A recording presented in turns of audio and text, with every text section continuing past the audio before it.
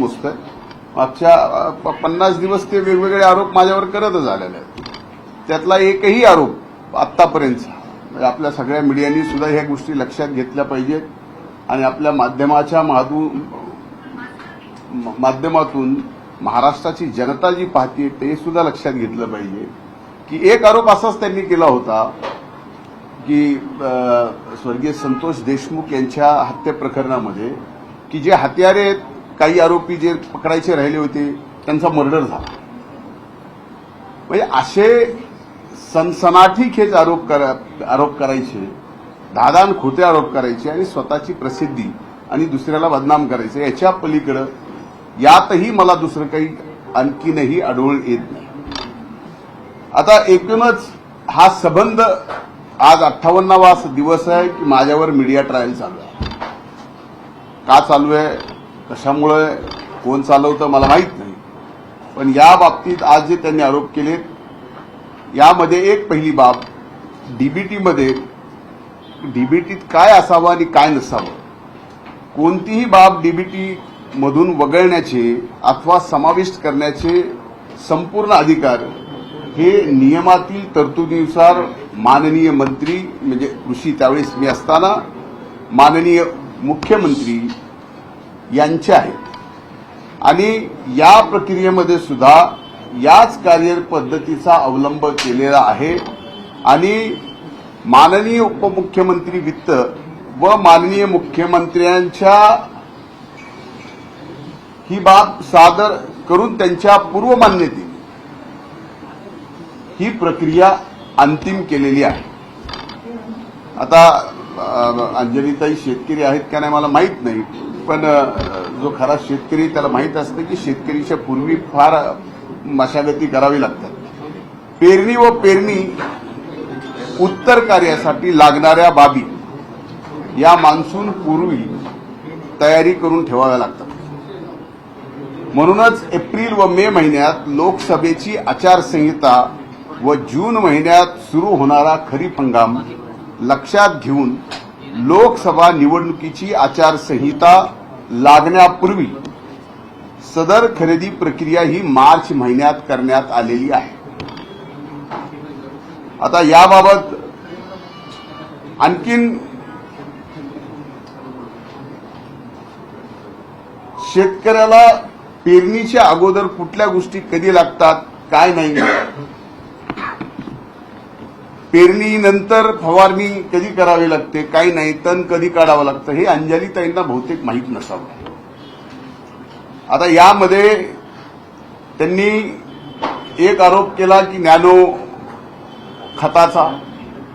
आपल्यापैकी अनेक जणांना माहीत असेल जे खऱ्या जर्नलिझममध्ये असतील की नॅनोच्या खताच्या बाबतीत nano fertiliser, nano urea, nano DAP, nano MAP याबाबत सर्वात जास्त प्रोत्साहन या देशाचे आदरणीय प्रधानमंत्री नरेंद्रभाई मोदी यांनी या ठिकाणी मागच्या 2-3 वर्षापासून चालू केलं. आपल्याला सुद्धा सांगतो की या देशात आदरणीय पंतप्रधान महोदयांनी प्रोत्साहन केल्यानंतर देशातलं पहिलं राज्य असं आहे की ज्या राज्यांनी 4 लाख शेतकऱ्यांना या ठिकाणी नॅनो दिला. आणि नॅनो खत आपल्याला माहीत असेल हा पूर्णपणाने याची जी खरेदी झालेली आहे ही इफ्कोकडनं झालेली आहे, जी सेंट्रल गव्हर्नमेंटच्या अखत्यारीत असणारी कंपनी आहे.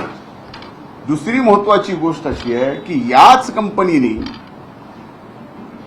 ड्रोनचे सुद्धा शेतकऱ्यांकडून 100 रुपये कमी घेऊन 1 लिटर नॅनोमध्ये 7 मिनिटात 1 एकर फवारणी केली आहे. आता अंजलीताईंना माहीत नसेल की माझ्याकडं जर 1.5 एकर कापूस फवारायचा असेल तर हे 1.5 एकर कापूस फवारायला मला 2 माणसं लागतात. त्याला औषधाचा खर्च हा कमीत कमी 1600 रुपयापेक्षा एका शेतकऱ्याला एका पंपाला आणि जवळजवळ 2 दिवस खर्च येतो. 1.5 एकर कापसाचं रान फवारायला 1600च्या वर औषध, मजुरी वेगळी आणि पंपाचा किराया वेगळा. आता त्यामध्ये फरक काय पडला नॅनो या ठिकाणी वापरून, की हे नॅनो मिळाला सरसकट. म्हणजे नॅनोची किंमत ही आजही तुम्ही काढा, माझं चॅलेंज आहे, काश्मीर पासून ते कन्याकुमारीपर्यंत एकच आहे. आणि त्याच्यापेक्षा कमी दरात या ठिकाणी नॅनोच्या खताची खरेदी केली गेली आणि 4 लाख शेतकऱ्यांना देण्यात आलं. 4 लाख शेतकऱ्यांची फवारणी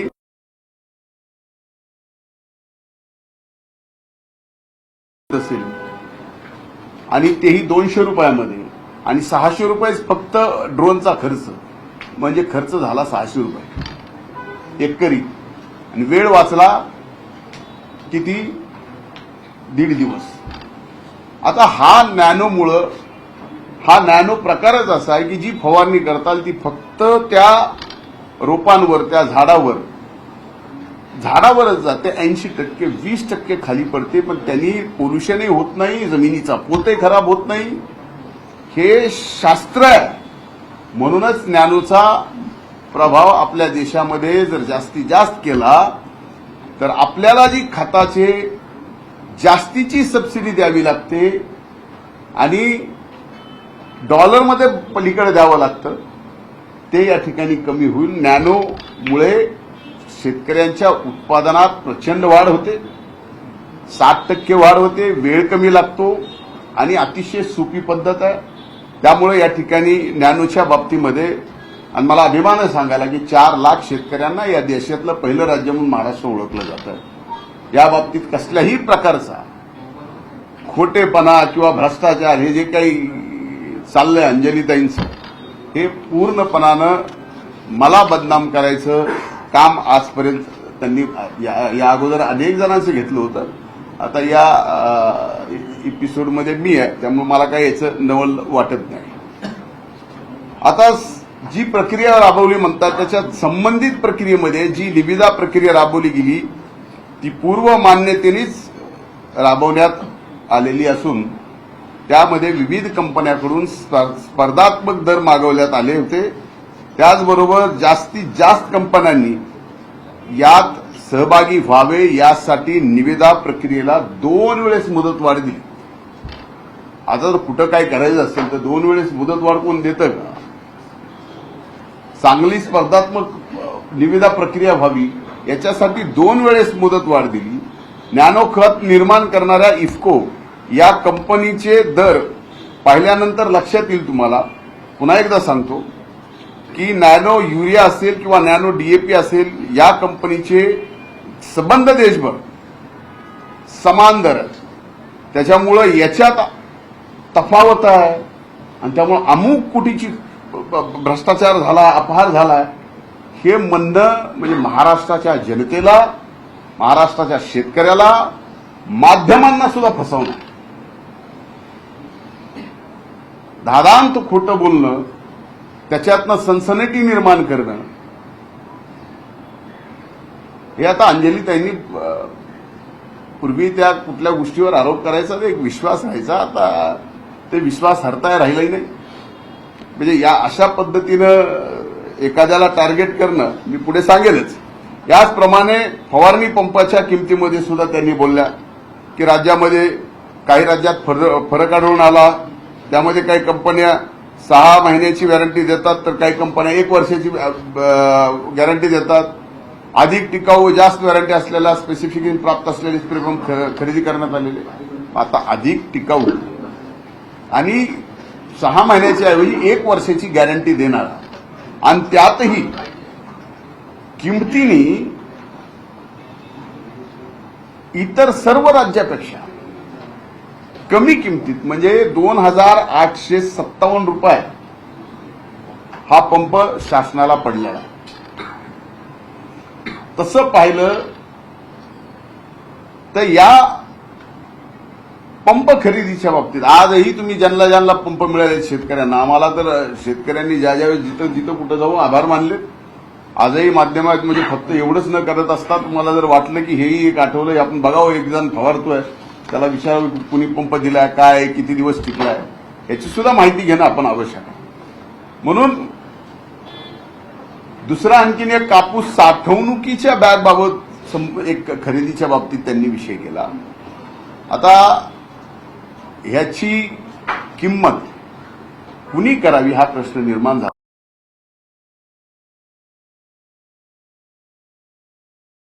गेला नाही, कापसाला भाव नव्हते.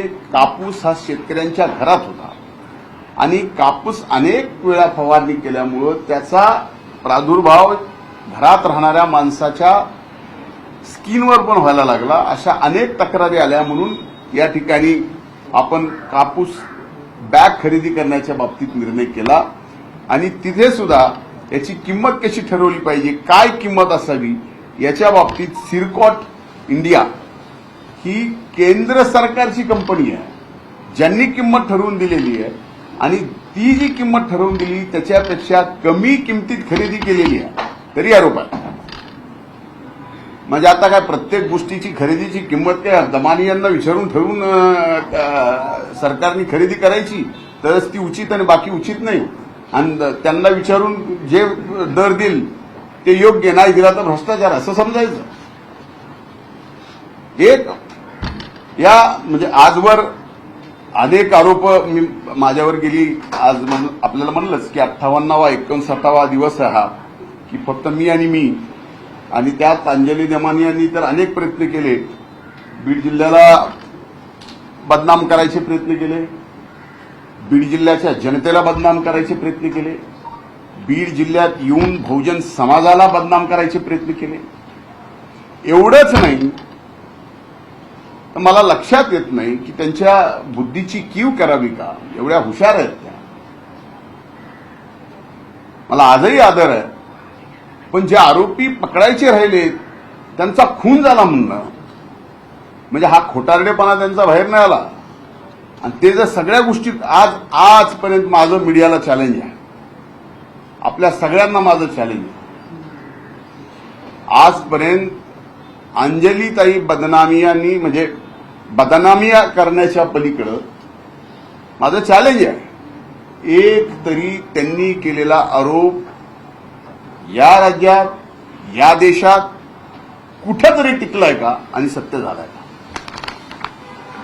म्हणून माझी विनंती आहे की त्यांना परत राजकारणात यायचं असेल कदाचित, त्याच्यामुळे त्यांचा असतं ना की न्यूज व्हॅल्यू वाढवण्याचा एक विषय असतो. म्हणून माझं एक विनंती आहे की असे खोटे धादांड आरोप करू नका. मध्ये ऑफिस ऑफ प्रॉफिटचा विषय काढला. अरे तुम्ही काय म्हणजे ऑफिस ऑफ प्रॉफिट काय कसं काढू शकता. जी थर्मल पॉवर स्टेशननी कोळसा वापरून जी घाण केलेली आहे, जी घाण थर्मल पॉवर स्टेशननी पैसे देऊन काढावं असं सुप्रीम कोर्टाने ऑर्डर केलेलं आहे.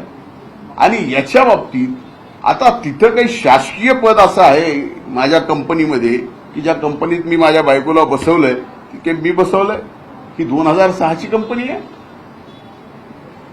आज तिथं त्या राखेमुळं एक सिमेंट इंडस्ट्री आली आहे, रोजगार आला. आणि ज्या वेळेस राख हे बॅगमध्ये जात नव्हत्या, स्लरीमध्ये जायचे, त्यावेळेस राखेचे तळ असायचे. आता आमच्याकडे अशी 2-4 तळे आहेत, ही दोळी तळे साफ करायला नको. कारण ज्यावेळेस तुम्ही मे महिन्यात याल, एप्रिल महिन्यात याल, वादळात याल, त्यावेळेस आमचा अख्खं पर्याय आणि परिसर धुळीत दिसतो, त्या राखेत दिसतो. याच्यावर पण आरोप करावेत. हे आरोप कुणी करावेत? म्हणावं एनर्जी मिनिस्ट्रीने, ऊर्जा विभागानं म्हणावं की ही राख घेऊन जाणं बेकायदेशीर आहे.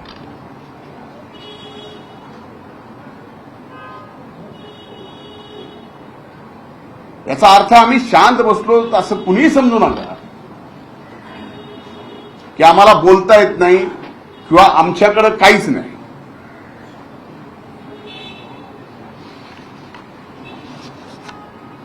मीडियामध्ये यायचं, येऊन स्वतःचा प्रभाव निर्माण करणं तसं काही अवघड नाही. मी 5 वर्ष राज्याचा विरोधी पक्ष नेता राहिलेलो आहे. पण बीड जिल्ह्यामध्ये एक अतिसंवेदनशील घटना घडली आहे. त्या घटनेचे जे हत्यारे आहेत त्यांना फासावर लटकवणं ही आमची जबाबदारी आहे.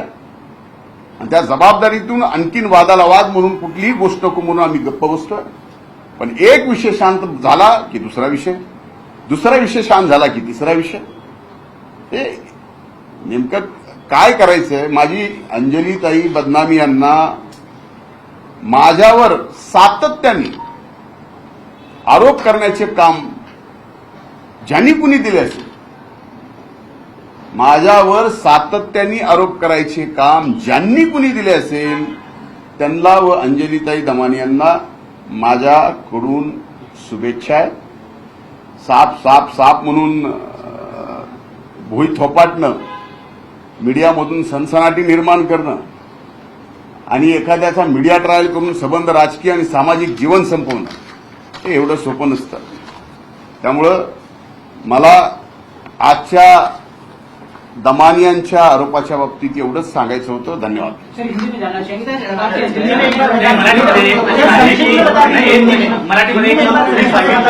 काही परवानग्या आहेत त्या सगळ्या मुख्यमंत्र्यांकडून आलेल्या आहेत. मात्र अंजली दमाने म्हणतायत की अजित पवारांना, मुख्यमंत्र्यांना आंध्रात ठेवून सगळं हे तुम्ही केलेलं आहे. असं त्यांनी म्हटलंय. समिती आहे त्या आता हे समिती बघा, जर मुख्यमंत्र्याचे अधिकार मुख्यमंत्र्याला माहीत नसतील आणि ते दमानी याला माहीत असतील, तुम्ही विश्वास ठेवाल? तुमच्या संपादकाला काय अधिकार आहेत हे तुमच्या संपादकाला माहीत नाही आणि आमच्यासारख्या पुढाराने येऊन म्हणावं तुम्ही जे म्हणताय तुमच्या संपादकाला ते अधिकारच नाही, हे मान्य करता? काय चाललंय? Is it a good journalism? काय माझ्यासारख्याचं एखाद्याचं राजकीय आयुष्य तुम्ही संपवण्याचा प्रयत्न करता? माझं राजकीय आयुष्य हे मायबाप जनतेच्या याच्यावरती आहे. अहो, आज देशाच्या इतिहासामध्ये पहिल्यांदा सांगतो, मनातून बोलतो, आपण पण याचं आत्मपरीक्षण करा. 59 दिवस पुन्हा एका माणसाचं, एका जिल्ह्याचं, एका जातीचं आणि एका गावाचं मीडियाकडून ट्रायल हो. 59 दिवस. या 59 दिवसात एवढ्या मोठ्या मोठ्या गोष्टी या देशात घडून गेल्या, त्याचं काही तास सुद्धा त्याची न्यूज व्हॅल्यू ठेवली नाही. पण आमचं 59 दिवस ट्रायल चालतं. काय काहीतरी असेल. मला हे बघा, मला या बाबतीमध्ये एकच म्हणायचं की याच्या मागे कोण आहे, काय आहे, काय नाही. Then why you are journalist? Why you are journalist?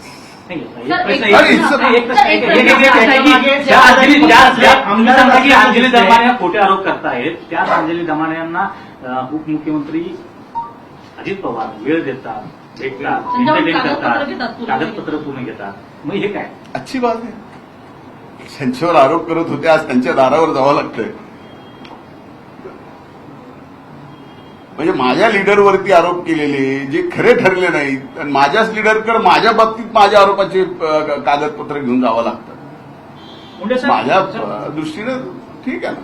सत्ताधारी पक्षातली लोक याच्या मागे आहेत का असं आपल्याला वाटतं का? कारण सर्वाधिक जे आरोप होत आहेत ते सत्ताधारी आमदारांकडनं होत आहेत आणि सातत्यानं हे जे प्रकरण चिघळवलं जात आहे हे त्यांच्याचमुळे होत आहे. मीडियासमोर तेच येऊन बोलत आहेत. एक माझं म्हणणं हे की सत्ता पक्षातले, माझ्या पक्षातले, आणखी जे कोणा तुम्हाला माहिती आहे, की मी माझ्या पार्टीच्या प्लॅटफॉर्मवर येऊन, पार्टीच्या डायसवर येऊन मी स्पष्टपणानं पार्टीच्या राष्ट्रीय अध्यक्षांच्या समोर जे काय चाललंय ते सगळं सांगितलेलं आहे. राज्याच्या आदरणीय मुख्यमंत्र्यांना, दोन्हीही आदरणीय उपमुख्यमंत्र्यांना जे जे काही चाललंय ते पण मी सांगितलेलं आहे. अशा पद्धतीचं राजकारण आणि एखाद्याला म्हणजे अशा पद्धतीनं एखाद्या प्रकरणात गोवायचं आणि त्याची बदनामी करायची, हे राजकारणात जे आज करतायत त्यांना वाटत असेल की फार अवघड काम आपण केलेलं आहे. पण यातनं जर मोकळं पडलं, ह्या संवैधानिक पदावरून जर मोकळं पडलं तर मग काय सब सारखेच आहे. पण या प्रकरणात आणखीन एक मला सांगायचं, एक महत्वाची गोष्ट आहे, तुम्ही सगळ्यांनी याची नोंद घ्या की या खरेदी बाबतीत आज ज्या अंजलीताईंनी आरोप केले, हेच आरोप घेऊन एक व्यक्ती ठेकेदार मुंबई खंडपीठात गेला आणि हेच आरोप केले सर्व. आणि ज्यावेळेस सुनावणीला घेतलं त्यावेळेस कोर्टाने सांगितलं की या बाबतीत आम्ही डिस्पोजअप करू, नाही तर हे जे तुम्ही आरोप करताय हे आरोप जे केलेले तुम्ही ते पॅरा कमी करा. आणि त्या ठेकेदाराला हे ज्या अंजलीताई बोललेले आहेत ते सगळे पॅरा कमी करावं लागले. आणि मग केसच्या बाबतीमध्ये मग निविदा रद्द करा, रेट कसे जास्त, निविदेला असं असं झालं, मुख्यमंत्र्याचं वगैरे, हे सगळे मुद्दे त्यात होते. तुम्ही याची माहिती काढा. म्हणजे आपल्या मुंबई खंडपीठाने एक प्रकरण सेम जे आरोप केले दमानी यांनी त्याच प्रकरण त्याच मुद्द्यावर खंडपीठात चालू ठेवलं. आणि त्याच खंडपीठाने सांगितलं की हे तुम्ही विड्रॉ करा, त्याच्याशिवाय आम्ही चालवणार नाही तर डिस्पोज ऑफ करू. तुम्ही म्हणता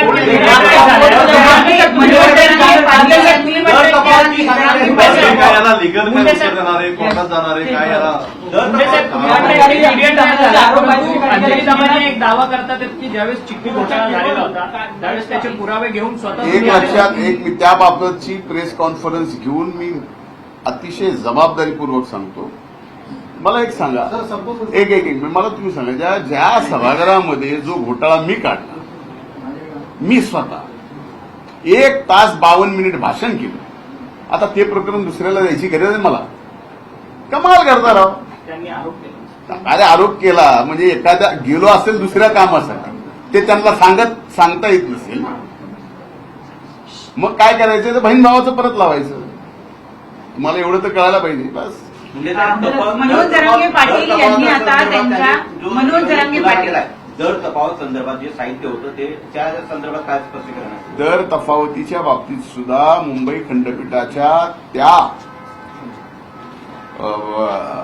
ह्याच्यात होतं, केसमध्ये जी केस दाखल झाली होती ते पॅरा सुद्धा कमी करायला लावलेला आहे. आणि दर तफावतीच्या बाबतीत मी आपल्याला सांगितलं की सगळ्यात कमी दराने आपण महाराष्ट्राने खरेदी केलेली आहे. तुम्हाला कुठल्याही वेब चॅनलवरच्या दर दाखवून असं करता येत नाही साहेब. आपण काय खरेदी केलेली काही उठसूट कुठल्याकडनं नाही केलेली. आता काय इफकोची खरेदी तुम्ही बेकायदेशीर खरेदी म्हणता.